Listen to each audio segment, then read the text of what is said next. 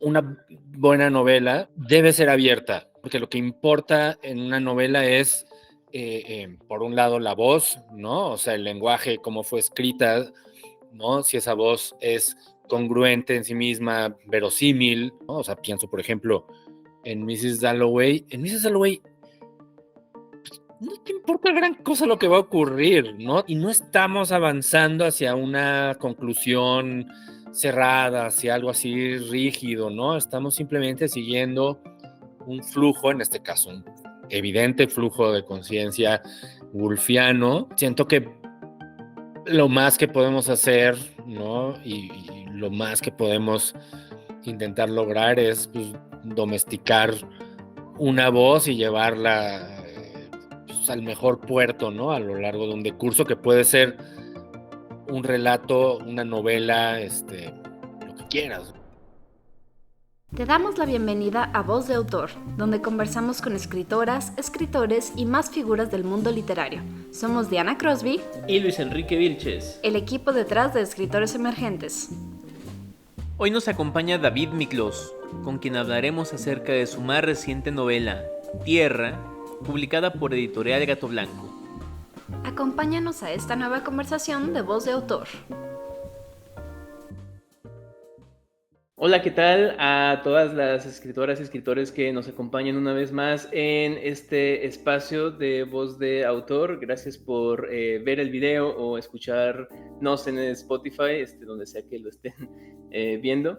El día de hoy, como ya pudieron ver, tenemos a un invitado muy especial porque es otro autor de la Editorial Gato Blanco, con quien, pues como saben, hemos tenido ya la oportunidad de conversar acerca de varios libros. Este es un libro que nos dejó sin aliento, ya vamos a ir viendo por qué. Entonces, pues bueno, del otro lado de la pantalla está David Miklos. David, muchas gracias por aceptar la invitación y por estar aquí con nosotros. No, muchísimas gracias a ustedes, es un placer, y pues lo que quieran. Sí, pues la verdad es que nos interesa mucho conversar contigo sobre este libro que hay mucho que decir sobre el libro. Es un libro, ya decíamos, que nos dejó sin aliento por la manera como está escrito. Es un libro que bueno, para la audiencia que nos escucha nos gustaría hablar un poquito de pues, qué es como lo apreciamos. El título de la novela es Tierra. Es una novela que trata sobre una pareja y sus hijos que un día reciben la encomienda de llevar una camioneta por carretera, es decir, por tierra, y deben dejarla en la playa. Entonces, pues en el contexto mexicano, como es de suponerse, esta misión pues sugiere ilegalidad y peligro. Así que desde la página 1, pues, prácticamente cuando nos enteramos de esto, pues ya sabemos que lo que va a definir a la narrativa es pues, la tensión. Hay mucha tensión a lo largo de toda la historia. Pero algo que a nosotros nos sorprendió mucho del libro es que lejos de ser, vamos a decirlo así, como otro libro que aborda la violencia y el crimen en nuestro país, esta premisa se convierte poco a poco en una excusa para la construcción de un drama todavía más grande, digamos como más en la profundidad de la historia, que gira alrededor de la pareja misma que pues, recibió esta misión y vamos a decirlo así, de su declive, el declive de su relación. Asistimos de esta manera a una disección de las relaciones humanas y pues muy probablemente acerca de algunas de las partes más oscuras de la naturaleza de la humanidad. Entonces, bueno, esa es al menos un poco como una lectura rápida que podríamos decir para la audiencia que nos escucha, que nos ve. David, ¿qué nos pudieras contar tú acerca de este libro? Bueno, pues es una novela que se me ocurrió hace bastante tiempo. Tenía como muy, muy clara la idea justamente de lo que relataste, ¿no? De esta familia que es obligada, ¿no? A llevar una camioneta, ¿no? De la ciudad donde viven a la playa, ¿no? A una playa indefinida en un país que es claramente México. Es una novela que dialoga con una novela anterior mía que se llama No tendrás rostro, en la cual la violencia mayúscula pues ya arrasó, ¿no? Con un país, con un territorio, y la humanidad se está refundando, ¿no? Y yo quise venirme más al presente, ¿no? Y pensar, pues, cómo termina de cuajar esta violencia, cómo empieza esta violencia, su avanzada más fuerte, y como he tratado en otros de mis libros, pues vemos que la violencia empieza siempre en casa, ¿no? La violencia es un fenómeno intramuros que va, ¿no? Va desperdigándose, avanzando, es un poco como un virus. Y bueno, tenía otra parte de la novela, que es justamente la parte final, que dialogaba más cercanamente con No tendrás rostro, y me faltaba, ¿no? Como toda justamente la trama, ¿no? El punto de llegada. Y en la pandemia, en el encierro, que todos creo que empezamos a enloquecer en algún momento, dije, creo que la forma de tocar tierra es sentarme y encarar este libro. Había un concurso por ahí y lo tomé como excusa, así, ¿no? Como la zanahoria que le pones adelante a los perros en la carrera, ¿no? O a los conejos o lo que quieras. Y y empecé a escribir, ¿no? Empecé a escribirla en las noches, ¿no? Ya que mis hijos estaban dormidos. Yo nunca escribo en la noche, yo escribo en el día, soy muy diurno, pero esta novela pues, fue un giro, ¿no? Total, ¿no? La empecé a escribir en la noche, como muy ordenada y religiosamente, y avancé y concluí, ¿no? Bastante rápido, porque la verdad era una idea que tenía ya muy trabajada. No gané el concurso, ¿no? Era un concurso nacional, no me acuerdo cuál. Y la novela se fue a un cajón durante un rato.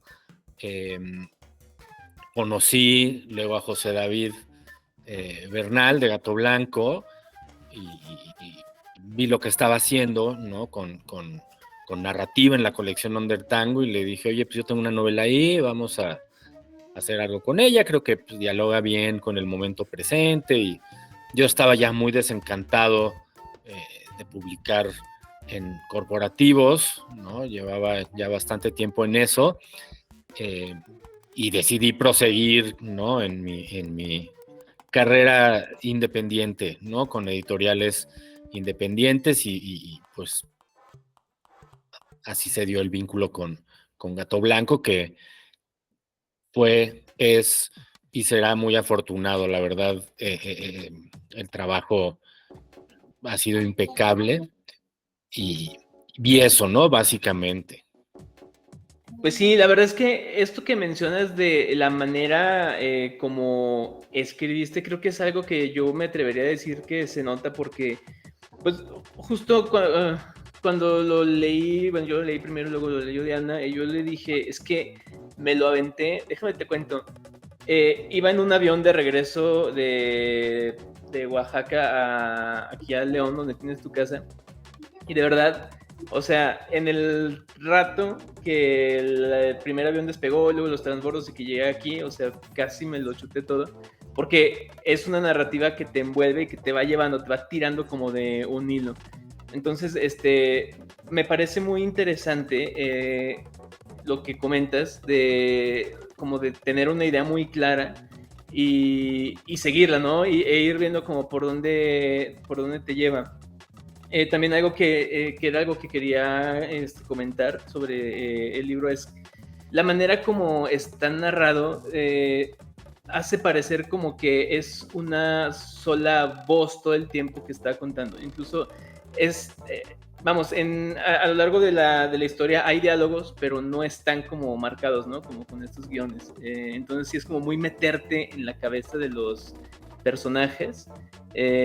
Ahí planteas como dos puntos de vista diferentes, que es el de, bueno, el esposo y la esposa. Entonces, pues eso, quería comentarte como que hay como todo este sentido como de diálogo que estableces con la obra. Sí, justamente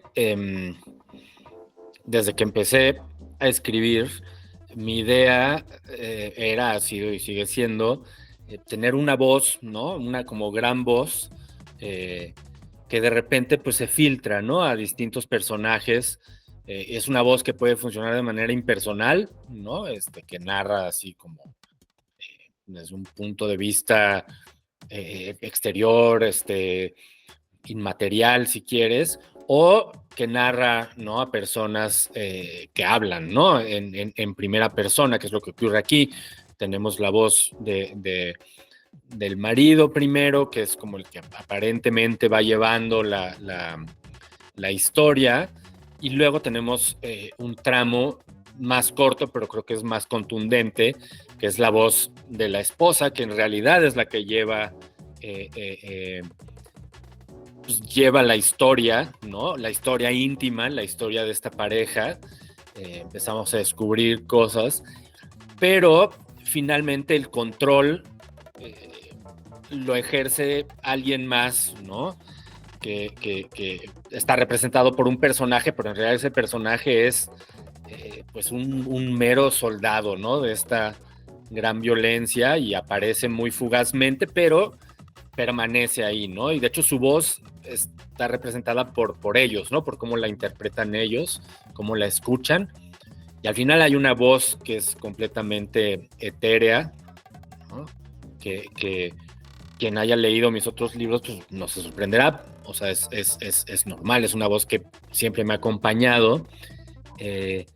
Sin embargo, puedo decir que el recurso, este recurso como de los distintos puntos de vista, los diferentes personajes que aparecen,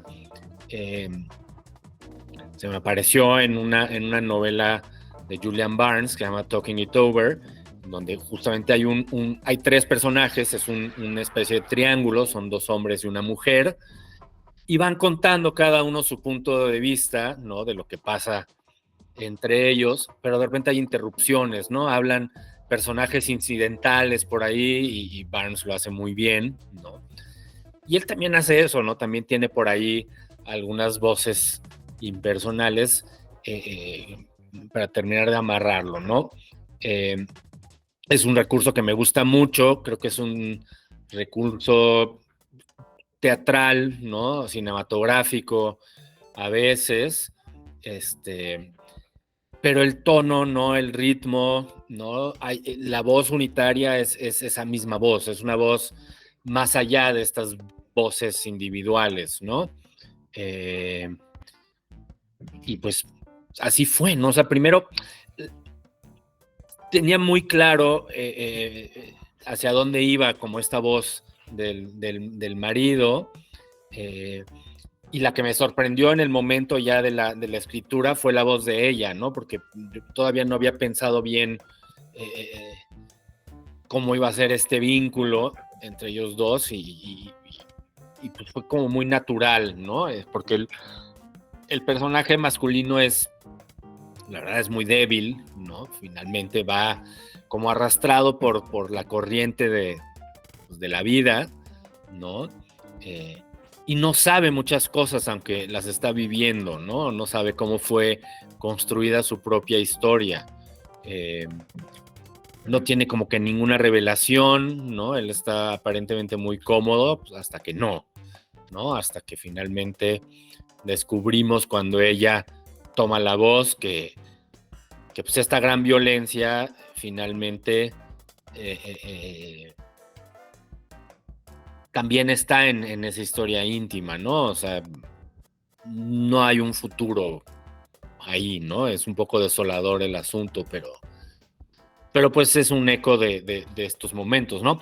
El momento ahora es muy distinto, ¿no? Pensemos que la novela la escribí, fue 2021, ¿no? Y no, fue 2020, sí, ¿no? Ya el tiempo es muy extraño, ¿no? Pero fue justo en el encierro, ¿no? Ya estábamos en este sexenio, ¿no? Ya la violencia había como agarrado otro matiz, ¿no? Y mi primer diálogo con la violencia per se había sido en el momento en el que se instaló en el sexenio de Calderón, ¿no? Entonces, pues sí, hay quizás eso se note, ¿no? En una lectura posterior, pero bueno, ese es un poco el Deus ex machina de Tierra, ¿no? Qué bueno que ya mencionaste a tus personajes porque justo queríamos hacerte una pregunta sobre ellos. Uno de los aspectos que más nos interesó en la novela es el tratamiento que tú le das a la naturaleza humana, el cual se manifiesta obviamente en tus personajes. En tu novela nadie es lo que parece. No quiero dar spoilers, pero esto sale muy al principio, entonces creo que será bien. Por ejemplo, el amigo en común de la pareja resulta ser quien los envía en esta misión que pues es tan peligrosa, y tanto el marido como la esposa tienen su propia versión de lo que sucede y de cómo va afectando eso a su relación. Entonces, ¿crees que de alguna forma la máscara puede formar parte de la esencia humana? Totalmente, ¿no? Vivimos enmascarados, ¿no? Es muy difícil no solo saber quiénes somos nosotros, porque nos ponemos máscaras con nosotros mismos, ¿no? Sino saber quiénes son los demás, ¿no? Y si realmente se desenmascaran con nosotros, ¿no? Siempre estamos protagonizando algo, ¿no? Aunque seamos personajes muy secundarios, como solemos ser los personajes de a pie, ¿no? O sea, no somos un Hamlet, ¿no? No somos una Mrs. Dalloway, ¿no? Estamos ahí sucediendo en el siglo XXI sin más atributos que esos, como un personaje de Musil que nos alcanzó en el tiempo, ¿no? Pero en las relaciones, ¿no? Y en las relaciones íntimas y familiares en las que hay como un desbalance, ¿no? En este caso de control, porque es lo que ocurre con esta pareja, pues sí, ¿no? Hay máscaras. Creo que, a ver, el personaje masculino es un poco más transparente, ¿no? Es como más evidente cuál es su rollo, porque no tiene gran rollo, porque es muy gris, ¿no? En ese sentido, algo ocultará, ¿no? Pues, habla, ¿no? En sueños, asunto que le molesta mucho a la esposa porque no termina de entender qué es lo que está diciendo.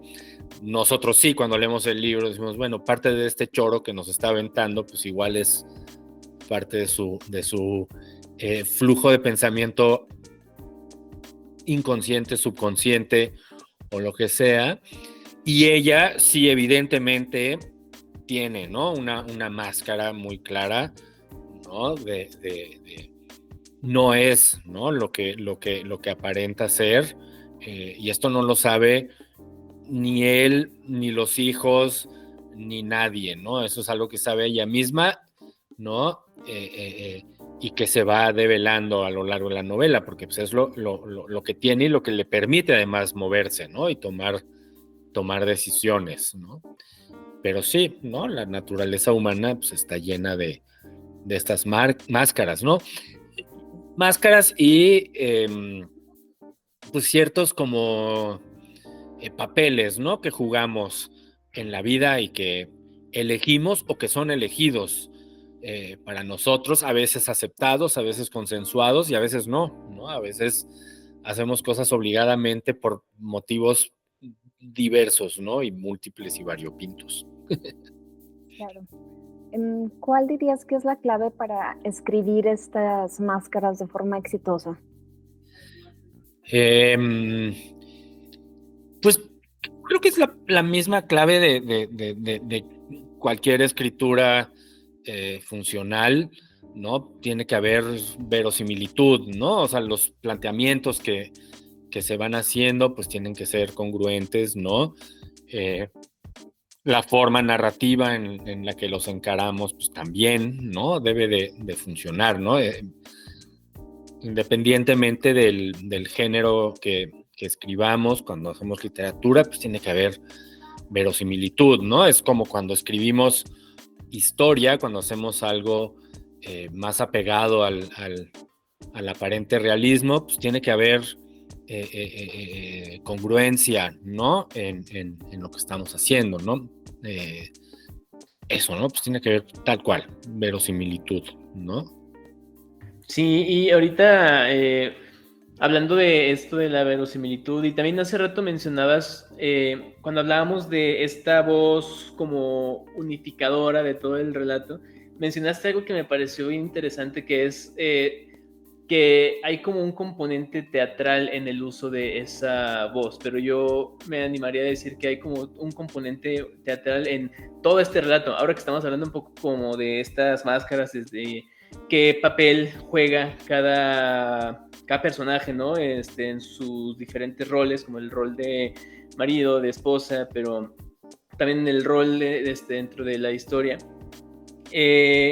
Algo que también me parece que se deja entrever en estas dinámicas son las relaciones de poder entre las diferentes personas. Ya mencionabas que el marido pues es un personaje pues sí como muy plano y al mismo tiempo, bueno, no plano en su construcción, sino como en su proceder. O sea, es como a pesar de que toda la primera parte de la novela estamos como en su mente, vamos como conociendo lo que pasa a través de lo que dice y lo que hace y lo que piensa, pareciera que no tiene muchos matices, pareciera que él es el personaje secundario de su propia historia.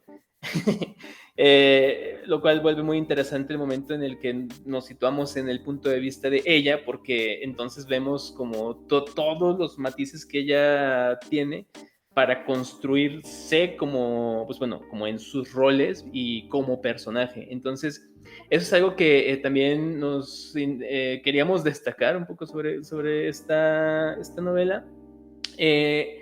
Pero, bueno, me fui un poco por las ramas. Decía, esto de las dinámicas de poder, porque hay una dinámica de poder entre, desde luego, ellos como pareja, hay una dinámica de poder, con el hombre que los vigila y todo lo que él representa. Y también hay una dinámica bien interesante de ella en su contexto, porque, bueno, no queremos entrar en spoilers porque de verdad es una novela que hay que vivir, pero cuando estamos situados en el punto de vista de ella, conocemos un poco más como cuál era como el contexto en el que conoció a su marido, que conoció a esta otra persona y cómo todas estas dinámicas se fueron transformando de manera que vemos como unos están arriba en unas partes del relato y otros están arriba en otras partes del relato. Eso me pareció muy interesante y quería ver, o sea, ¿tú cómo pensaste estas dinámicas a la hora de ir escribiendo? Creo que, a ver, eso es algo que he hecho siempre, ¿no? En mis novelas, los personajes fuertes son las mujeres, ¿no? Me parecen 300,000 veces más interesantes que los hombres, ¿no? Y y no siempre tienen relaciones de poder, ¿no? Evidentes. No siempre es eso lo que buscan, ¿no? Por lo general suelen como desmarcarse, ¿no? De estas luchas de poder que quedan depositadas en los hombres. Esto, por ejemplo, lo hice en Brahma, que esa es otra que es muy teatral también y tiene un coro, ¿no? Que en esta novela también aparece, que es esa voz final, ¿no? Yo creo que en toda escritura siempre hay un coro evidente o ulterior, ¿no? Los griegos lo hicieron muy bien, ¿no? En sus tragedias, en sus comedias y la narrativa fue como aprendiendo esto. En el caso de Tierra, en la pareja no hay una relación de poder evidente, ¿no? O sea, cada uno juega su rol, ¿no? Cada uno está tranquilo, ¿no? Y sin embargo, cada uno está buscando un poco lo mismo, ¿no? O sea, él está buscando una calma, en cierto sentido, pero él está buscando como al interior de la casa. Y ella también está buscando una calma, pero la está buscando en otra parte. Ella la está buscando como en su ámbito laboral, que es lo más importante para ella, hasta que deja de serlo, ¿no? Hasta que dice, pues yo ya quiero otra cosa, pero bueno, pues le sale el tiro por la culata a ambos, ¿no? Porque aparece este tercero en discordia, ¿no? Que rompe, ¿no? Esta relación de poder, o más bien como que separa esas piezas, ¿no? Que son él y ella, y los deja literalmente a la intemperie, ¿no? Aunque adentro de esta camioneta, ¿no? Como súper protegida, pero súper vigilada al mismo tiempo. Creo que las relaciones de poder, ¿no? Y lo vemos en la historia de la humanidad, son muy masculinas, ¿no? Y las más de las veces son muy patéticas, ¿no? Y no sé, no tienen como un fin muy noble, ¿no? O sea, buscan en realidad el poder por el poder, ¿no? En el caso de Tierra, lo que busca ella es algo totalmente distinto, ¿no? Es como pues el control de su propia vida en realidad, ¿no? Y va tomando decisiones que al final nos enteramos, ¿no? Para no hacer mayores spoilers, pero sabemos, ¿no? Desde el momento uno que hay algo descompuesto ahí, que se descompone todavía más cuando aparece pues, este emisario de la gran violencia, ¿no? Que es el más enmascarado de todos y acaba siendo al final el más transparente de todos, ¿no? Porque en el momento que se quita la máscara, y esto ocurre en el momento uno de la novela, no es un spoiler, decimos, caray, ¿no? De hecho, se disfraza en cierto sentido de él, ¿no? Como para volverse atractivo para ellos, aunque no hay un juego sexual ahí, ¿no? O sea, sí hay como una idea, ¿no? Que cada uno tiene, ¿no? De las partes del matrimonio, pero que son completamente erradas, ¿no? Porque pues, el tipo está enmascarado de manera muy eficiente, ¿no?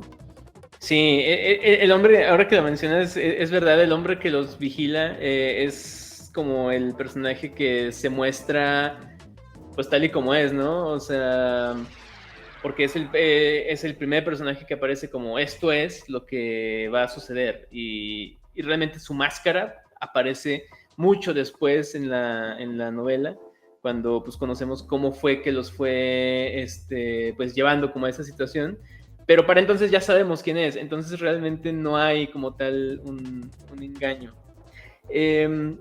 David, y sucede también otra cosa muy interesante, que pues es el final mismo de la novela, no hay spoilers, pero sí decir que hace rato mencionaste que era un poco desolador, yo diría que es un bastante desolador. No solo por lo que plantea, sino por cómo se plantea, que es una imagen como muy concreta, es como muy contemplativa, diría que es hasta paisajista. Ahí creo que se nota bastante lo que nos mencionabas acerca de tu construcción como de un contexto ficticio, de desolación en general, y pues ahí está como muy presente. Pero esa imagen final, bueno, no sé, Diana, qué piense, a mí me dejó así como, con las tripas como retorcidas, como... porque es desoladora, pero al mismo tiempo es como, no supe qué pasó. O sea, es como, se puede intuir, pero no se puede saber. Y eso es, vamos, en la construcción de finales abiertos, es algo como, pienso yo, no sé qué opinas tú al respecto, pero es como clave, ¿no? Como llegar como a esa duda, a sembrar esa duda y dejar pensando al lector. Entonces, menciono esto porque quería hacerte esta pregunta un poco, pues, pensando en nuestra audiencia de escritoras y escritores emergentes. ¿Cómo consideras tú que es lo más esencial, lo más clave para poder construir un final abierto? En mi opinión, este es un muy buen final abierto. Y por esa razón creo que sería muy interesante que tú nos dijeras como, ¿qué considerarías tú como clave para lograrla? Pues no sé, o sea, yo creo que una buena novela, ¿no? Independientemente de si mi novela es buena o no, debe ser abierta, ¿no? Una novela debe terminar de manera abierta, porque lo que importa en una novela es, por un lado, la voz, ¿no? O sea, el lenguaje, cómo fue escrita, ¿no? Si esa voz es congruente en sí misma, verosímil, ¿no? Si nos va llevando, ¿no? O sea, pienso, por ejemplo, en Mrs. Dalloway. En Mrs. Dalloway no te importa gran cosa lo que va a ocurrir, ¿no? Tú estás escuchando estas voces, ¿no? Y vas viendo cómo Clarissa sale a la calle y decide que va a comprar las flores ella misma, porque sabemos que va a tener una fiesta y demás. Y su pasado empieza, ¿no? Como a meterse por ahí, pero luego esa voz se traslada a otros personajes que pasan por ahí, que tienen sus historias y demás. Y no estamos avanzando hacia una conclusión cerrada, hacia algo así rígido, ¿no? Estamos simplemente siguiendo un flujo, en este caso, un evidente flujo de conciencia woolfiano, ¿no? Que nos va a llevar a eso, a una desembocadura natural, por así decirlo. Esto, si nos vamos más adelante o a obras más complejas de Virginia Woolf, pues tenemos Las Olas, que es esto, ¿no? O sea, son personajes y voces y palabras, ¿no? Que están manifestándose, ¿no? A mí todo este asunto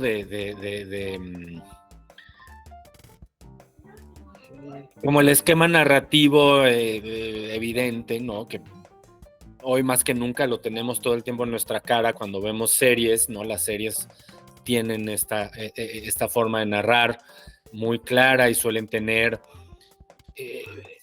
por lo menos clímax muy claros, desenlaces muy cerrados, y a veces nos dejan, ¿no? Como la puerta abierta a algo más. Por eso no suele gustarle a las audiencias. Las audiencias les gusta lo cerradito, bien masticado, bien procesado, ¿no? Porque están siguiendo, supongo que la historia y no cómo se dice la historia, ¿no? Que eso es a mí lo que más me interesa y me mueve en la literatura, ¿no? Si pensamos en las novelas del Nouveau Roman francés, la trama es prácticamente inexistente, ¿no? Estamos ante una especie de materialismo narrativo, ¿no? Que es muy interesante per se, ¿no? Y en el caso de Tierra, pues desde el principio sabemos lo que va a pasar, ¿no? O sea, eso no puede acabar bien. O sea, no es una historia de unos personajes que se van a escapar y van a ser rescatados por la policía. O sea, no, o sea, desde el momento uno sabemos que están condenados a no sabemos bien qué, porque yo ni siquiera lo sé, ni siquiera lo digo, ¿no? Yo lo único que sé es que al final ni siquiera la gran violencia es la que venció, ¿no? O sea, como en cualquiera de mis otros libros, tenemos algo que nos rebasa, que son los elementos, ¿no? Los elementos naturales, ¿no? Y es lo que queda, ¿no? Y cualquier rastro de humanidad, pues en realidad es ínfimo, ¿no? Incluso en el mundo actual, ¿no? En este planeta, pues lo que domina todo es la naturaleza, ¿no? Y el propio abuso que la humanidad ha hecho de esta naturaleza simplemente hace que la naturaleza avance más rápido en su curso destructivo de esta cosa extraña que somos los seres humanos, ¿no?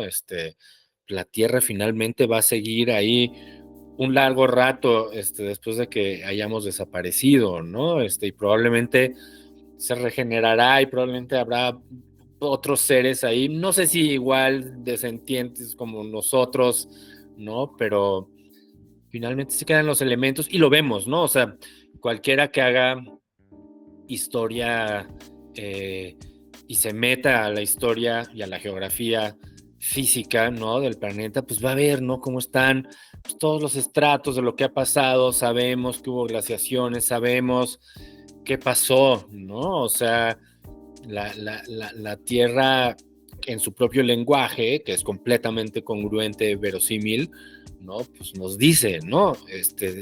Su propia historia, ¿no? Lo vemos en estos árboles, ¿no? Que son casi milenarios, ¿no? Que tú vas viendo cómo hay épocas en las que crecen más porque pues, había más lluvia, había una temperatura mejor, momentos en los que crecen menos porque pues, había alguna sequía por ahí, pero siguen creciendo, ¿no? Y en el caso de la humanidad, pues somos evidentes pasajeros, ¿no? Ahí y la naturaleza ganará. Y creo que mis libros suelen acabar así, ¿no? Con esa nota de pues, somos una cosa ahí ínfima, ¿no? Pero tenemos este gran asunto del que se ha beneficiado mucho la literatura, que es la condición humana, ¿no? O sea, tenemos el mejor atlas de la condición humana, está por allá arriba, ¿no? Que son las obras completas de Shakespeare, ¿no?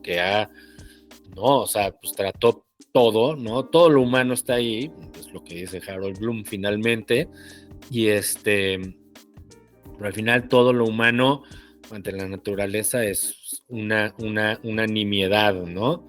Pero bueno, aquí estamos hablando de libros y de escritura, que es lo que nosotros tenemos, ¿no? O sea, y supongo que está bien. Totalmente. Y sí, la verdad creo que al final este libro es, podría yo decir, no sé si Diana coincide conmigo, es un libro muy sobre las sensaciones que produce, no tanto como sobre, o sea, ¿cómo decírtelo?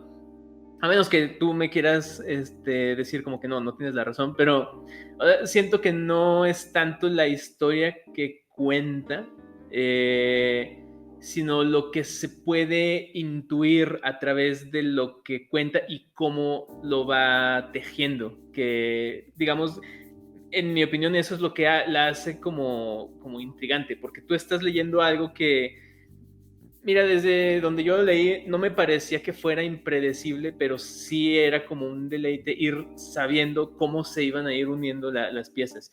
Incluso llegar a ese punto final que ya comentamos antes, es lo que mencionas ahora, ¿no? Solo es una imagen, no explica, o sea, hay un salto entre la parte 2 y la parte 3, que es como, ¿qué pasó ahí? No explica realmente qué pasó, pero pienso que no es necesaria una explicación porque sí te deja como con toda una idea, con toda una sensación. Sí, tal cual, ¿no? O sea, al final, no, y esto creo que queda planteado desde el principio, no sabemos, o sea, a ver, sí sabemos por qué los eligieron a ellos, ¿no? Una cosa casi de cajón, ¿no? Es lo que harían unos criminales, ¿no? Tú sabes que una familia pues va a tratar de protegerse lo más que pueda y va a tratar de ocultar lo que está ocurriendo a los niños y eso le va a dar como mucho más poder, ¿no? Al maloso, ¿no? Por así decirlo, para cumplir con su cometido. Eso lo sabemos que no va a acabar bien, ¿no? No importa cómo va a acabar finalmente. Lo que importa es eso, ¿no? Es el recorrido, ¿no? Esas piezas que se van uniendo, ¿no?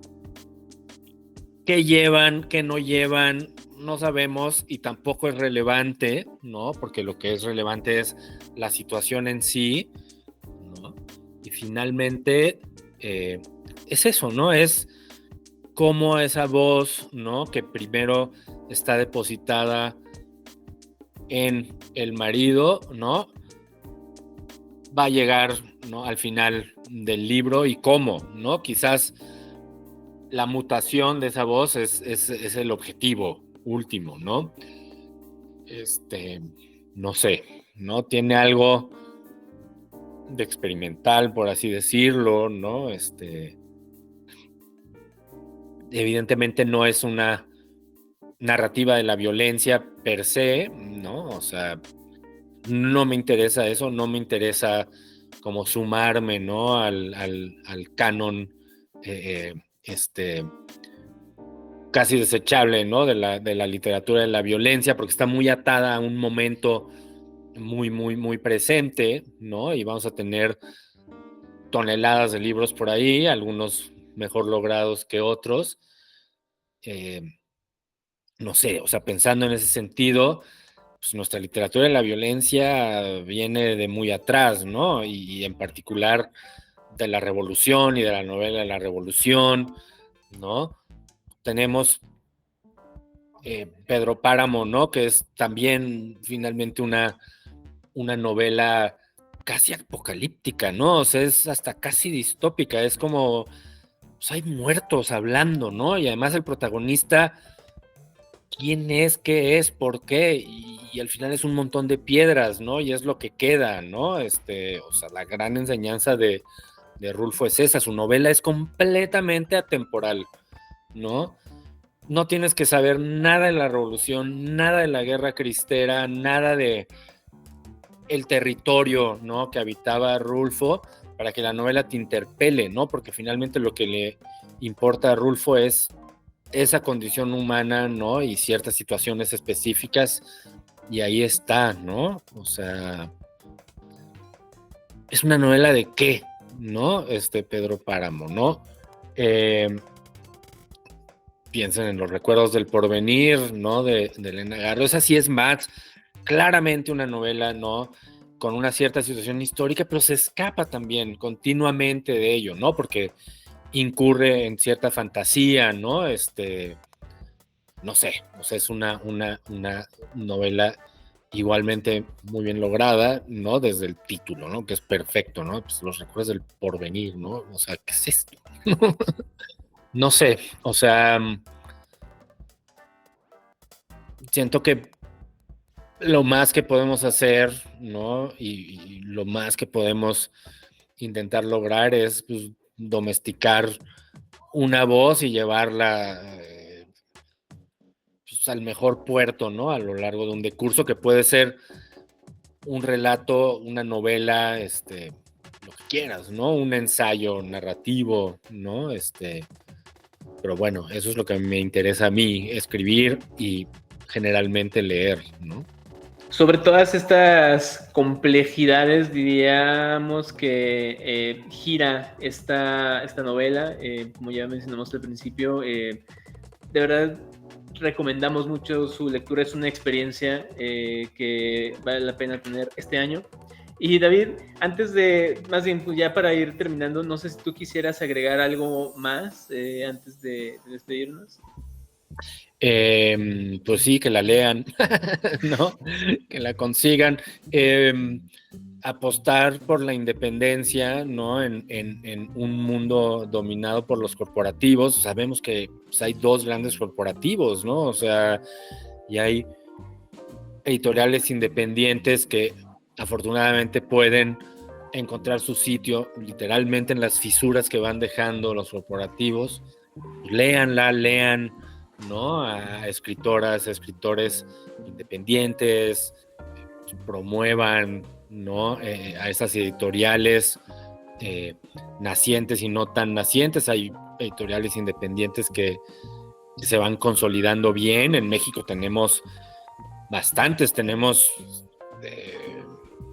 un buen número de buenas editoriales independientes, ¿no? Con proyectos muy complementarios, ¿no? Creo que además hay una como buena amistad entre las editoriales independientes y eso, ¿no? Básicamente, ¿no? Y que además la editorial independiente permite, ¿no? Este tipo de escritura y de literatura más experimental, tú lo mencionaste, como no tan, como con ciertas estructuras, sino tan ciertas no tan fórmulas. Convencional. Exactamente. Pues eso, David, muchísimas gracias una vez más por haber conversado con nosotros en este espacio.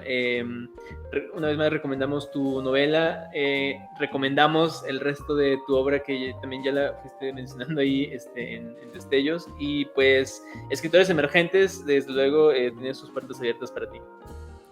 Oigan, pues muchas gracias. Un placer conversar con ustedes, echar todo este choro sobre tierra, ¿no? Y pues un placer, ¿no? Así es, David. Pues bueno, muchas gracias y muchas gracias a las personas que nos acompañaron hasta este punto de la conversación. Si les interesó esta conversación, si les interesó esta novela, no duden en leerla y sobre todo en compartir toda esta información con más personas a las que les pueda interesar. Hasta la próxima. Así termina una nueva conversación de Voz de Autor, una producción de Escritores Emergentes. Gracias por acompañarnos una vez más. Recuerda darle me gusta y compartirla con más personas a quienes pueda interesarle. Búscanos como Escritores Emergentes en redes sociales para mantenerte al tanto de nuestra próxima emisión y conocer nuestro contenido acerca de escritura creativa. Hasta la próxima.